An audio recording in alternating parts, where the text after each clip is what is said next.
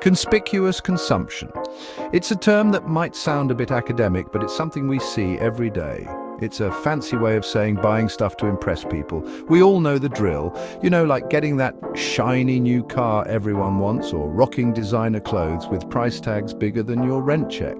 We've all been there, right? It's that feeling of wanting to be noticed, to stand out in a crowd, seen someone sporting the latest gadget and felt a twinge of, I want that too. It's almost like a reflex, an automatic response to seeing something new and shiny. But here's the kicker, it's often not about the product itself. It's not really about the car, the clothes, or the gadgets. It's about the message it sends. It's about the image we project to the world.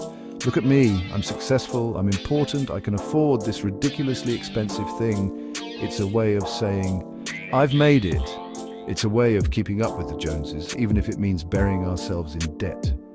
We stretch our finances to the limit just to keep up appearances, and the thing is, it never ends. There's always something new, something better, something more expensive. There's always a newer model, a faster car, a bigger diamond.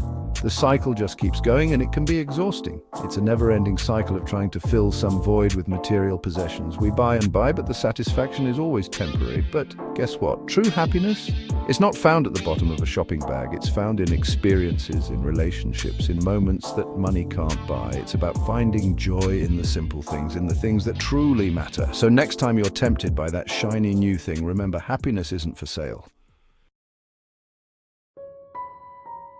This whole conspicuous consumption thing, you know, the constant need to buy the latest and greatest, is not just bad for our wallets, it's a financial black hole. It's bad for our souls too. The emptiness we feel after the thrill of a new purchase fades is real. For starters, constantly chasing after the next big thing can lead to some serious debt. We're talking about a cycle that never ends. We're talking credit card bills that could choke a horse, piling up month after month, and loans that'll take longer to pay off than it took to build the pyramids. It's a never-ending struggle. And for what? A fleeting moment of feeling superior, a brief high that quickly fades? But here's the real kicker. All that stuff doesn't bring lasting happiness. The joy is temporary and the emptiness returns. In fact, studies show that people who focus on material possessions are actually less happy than those who prioritize experiences and relationships. Memories and connections last longer. Plus, think about the environmental impact. Our planet pays the price for our endless consumption. All those gadgets, clothes, and cars. They come at a high cost to the Earth. They take a toll on our planet, from the resources used to make them to the pollution created during production and shipping. From the resources used to make them to the pollution created during production and shipping. It's a recipe for environmental disaster. It's a recipe for environmental disaster.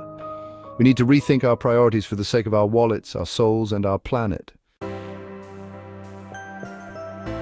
So how do we escape this vicious cycle of spending? It's a question many of us grapple with daily. First things first, we've got to recognize the problem. Acknowledge that our spending habits might be out of control. Are we buying things because we truly need and value them, or are we trying to impress others? It's crucial to differentiate between needs and wants. Once we're honest with ourselves, we can start making changes. Self-awareness is the first step towards financial freedom. Start by setting spending limits. This might seem daunting, but it's essential for gaining control over your finances. Yep, you heard that right, a budget. It's not just a restriction, it's a roadmap to your financial goals. It's not the sexiest word, but it's a lifesaver. A well-planned budget can relieve stress and provide clarity. Figure out how much money you've got coming in and how much you need for essentials. This includes rent, utilities, groceries, and other necessities. Then allocate a reasonable amount for fun money. Yes, you can still enjoy life while being financially responsible. And here's a novel idea: wait before you buy. Impulse purchases often lead to regret. That must-have gadget might not seem so essential after you've had a few days to think it over. Patience can save you money and prevent clutter. Section 4, finding true value beyond the price tag. Here's the thing, true fulfillment, it doesn't come from a store, it comes from experiences, relationships, and personal growth.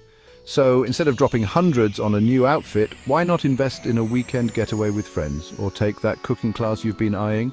Or how about donating to a cause you care about? Remember, happiness isn't about how much you own, it's about how much you live.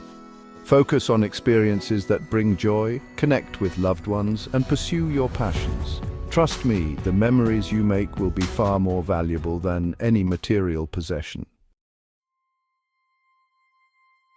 Section 5, the simple life richly rewarding.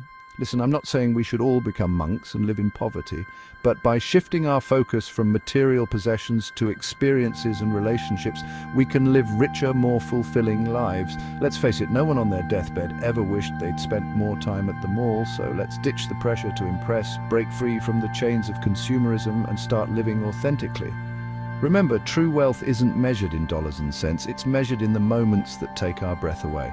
So go out there, create those moments, and live a life that truly matters.